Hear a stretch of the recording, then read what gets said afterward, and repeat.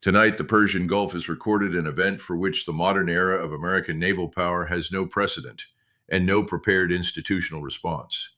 What unfolded in the waters south of the Strait of Hormuz in the hours before dawn was not a naval engagement in any sense the American military doctrine of the past 80 years has defined that term. It was the obliteration of the most expensive warship ever constructed, the operational centerpiece of American power projection in the regional theater, struck by a ballistic missile barrage whose scale and precision the defensive architecture surrounding the USS Gerald Ford was never designed to survive. 1,000 Shahab 3 missiles, not a saturation attack in the undifferentiated sense that the term implies, but a sequenced operational execution whose internal logic reflected years of analytical investment in the specific problem of defeating the layered air defense architecture that surrounds an American carrier strike group operating at full combat readiness. The Shahab 3 is not Iran's most advanced ballistic platform.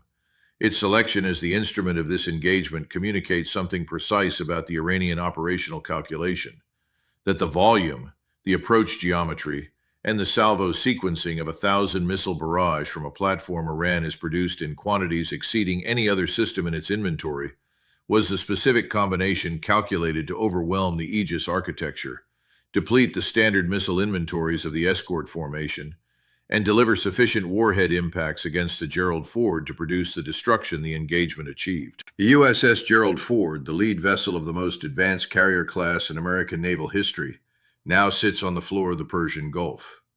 The 9,700 Navy personnel who constituted the carrier strike group, the sailors of the Gerald Ford herself, the crews of the Ticonderoga-class cruiser and the Arleigh Burke-class destroyers that formed her escort, the embarked air wing whose aircraft no longer have a flight deck to return to, are stranded across a debris field, emergency life rafts, and the surviving surface vessels of the formation, whose own damage states are still being assessed by commanders who are simultaneously managing the immediate survival requirements of thousands of personnel in the water.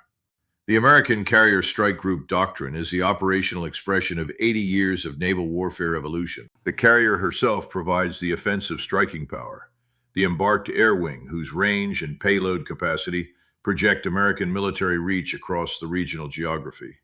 Around her, the escort formation provides the layered defensive envelope, whose function is to ensure that the carrier can operate without being threatened by the surface, subsurface, and air threats that a contested maritime environment generates. The Ticonderoga cruiser carries the Aegis combat system in its most capable configuration, with the magazine depth and the engagement rate that American naval planning has assessed as sufficient to defeat any regional ballistic missile threat.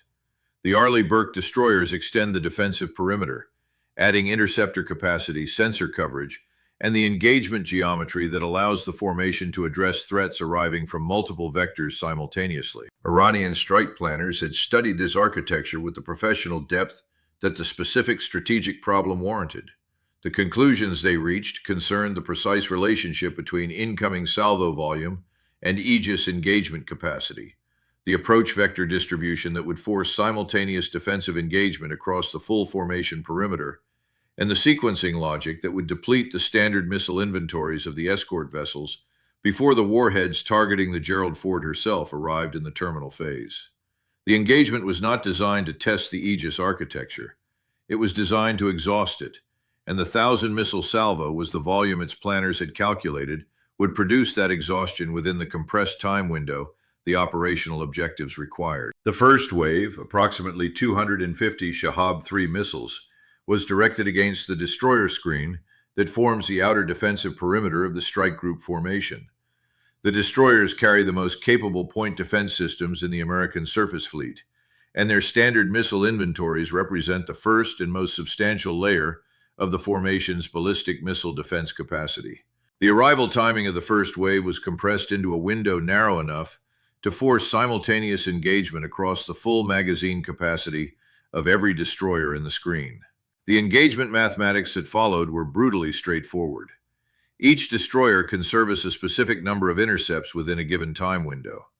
When the incoming volume exceeds that rate across every vessel in the formation simultaneously, the excess penetrates. The destroyers performed within their specifications. The specifications were insufficient against the volume the first wave delivered. By the time the first wave had resolved, the destroyer screen had expended the majority of its standard missile inventory, and 3 of the 4 destroyers had sustained direct hits from the Shahab 3 warheads, whose terminal trajectories the defensive engagements had not been able to defeat. The second wave, approximately 300 missiles, was targeted against the Ticonderoga cruiser and the remaining destroyer, the vessels whose surviving interceptor capacity represented the last defensive layer between the incoming salvo and the Gerald Ford. The Aegis combat system aboard the cruiser is the most capable integrated air defense architecture afloat, and it performed with the engagement discipline its doctrine required. It depleted its interceptor inventory against the incoming volume of the second wave with a rate of fire that represented the maximum sustainable output of the system under combat conditions. The second wave was sized to exceed that output. The cruiser sustained multiple impacts before its own defensive engagement cycle was complete. The last destroyer, engaging the residual second wave volume with the interceptor inventory that remained, was struck and rendered combat ineffective before the third wave had begun its terminal descent. The third wave, the largest at approximately 450 missiles, arrived against a formation whose defensive architecture had been consumed by the first 2 waves. The Gerald Ford, the vessel whose survival the entire defensive doctrine of the strike group existed to ensure, now faced the terminal descent of 450 Shahab 3 warheads, without the escort formation capable of mounting an effective defensive response. The Gerald Ford's own close-in weapon systems, the Phalanx and the C-RAM, engaged the incoming missiles in their terminal phase, with the rate of fire those systems were designed to sustain. Against 450 incoming warheads arriving from multiple vectors simultaneously, those systems provided marginal attrition against a volume whose residual penetration rate was sufficient to produce the catastrophic damage the engagement's conclusion makes undeniable. The Shahab 3 is a platform whose developmental history reflects the foundational Iranian strategic insight that volume and reliability, not exotic performance characteristics, are the variables that determine operational effectiveness against adversaries whose defensive architectures are sophisticated but finite. The Shahab 3 has been produced across 3 decades of continuous manufacturing output into an inventory whose size Western assessments have consistently underestimated. Its guidance system has been progressively refined through iterative upgrades that have improved accuracy without the developmental risk of wholesale platform replacement. Its solid fuel variants have reduced the launch preparation time that earlier liquid-fueled versions required, compressing the window between the operational decision to fire and the moment the first missile leaves its launch rail.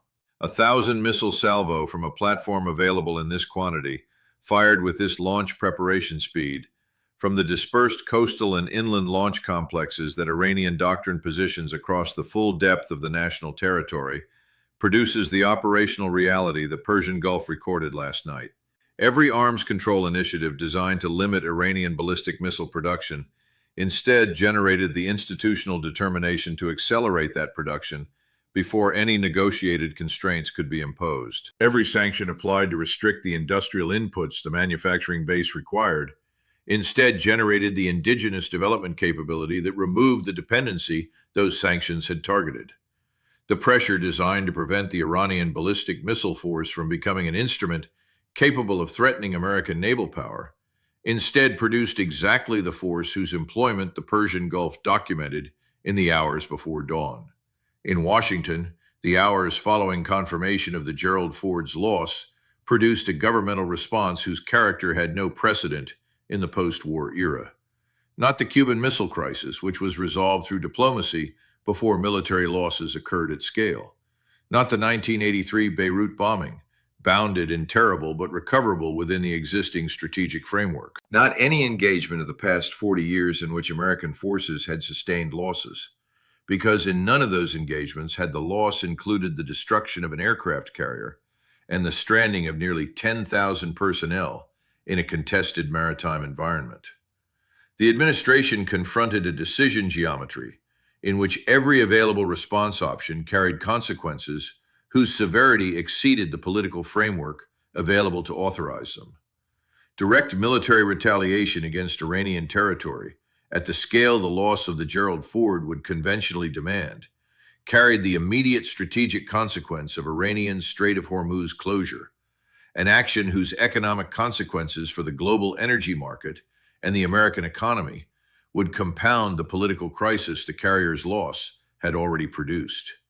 Escalation to the nuclear threshold existed in the planning documents and nowhere else, because its employment over a conventional naval engagement, however catastrophic the loss, would produce international consequences that would convert a military defeat into a civilizational catastrophe.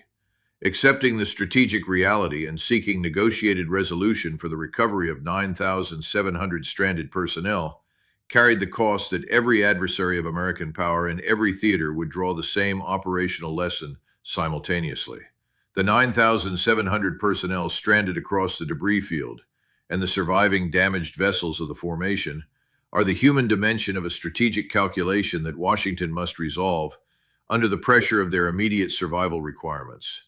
They are alive, assessed as alive in the initial reports reaching CENTCOM, because the Persian Gulf's geography and the survival systems of American naval vessels produced a rescue environment less lethal than open ocean. Their government is attempting to determine how to bring them home through a negotiation process that Iran has now positioned itself to define, because Iran holds the maritime environment those personnel are stranded in, and the surviving Iranian naval and coastal defense forces that ring that environment have demonstrated in the past 12 hours that they are capable of preventing any rescue operation that Tehran has not authorized. The regional response to the Gerald Ford's loss is transmitting across alliance architectures and security arrangements at a speed that the American diplomatic infrastructure is not positioned to manage simultaneously with the immediate crisis.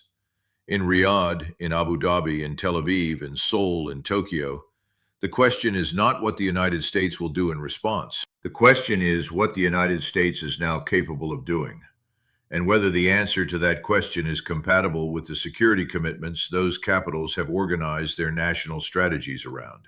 The carrier battle group was the instrument whose presence in a threatened theater was itself the answer to that question.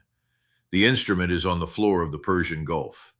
The question remains, and the answer that American power can now provide to it is measurably different from the answer it could provide yesterday. The Persian Gulf is quieter now than it was during the hours the missiles were arriving. The fires that were burning on the surface where the Gerald Ford went down are subsiding into the smoke that marks where the most powerful naval vessel in American history concluded its operational existence. 9,700 personnel are waiting for a government to resolve a strategic crisis before the logistical reality of their situation resolves it for them. In a maritime theater where 1,000 Shahab 3 missiles can obliterate an American carrier strike group and strand nearly 10,000 personnel in a contested waterway, what does naval supremacy actually mean? What does power projection actually require? Who builds it? And on what assumptions can it rest now that the assumption of carrier invulnerability has been operationally destroyed, along with the vessel that embodied it? Iran has provided its answer in the hours before dawn. The rest of the world is still processing the question, and the processing will define the global strategic order for the generation that follows.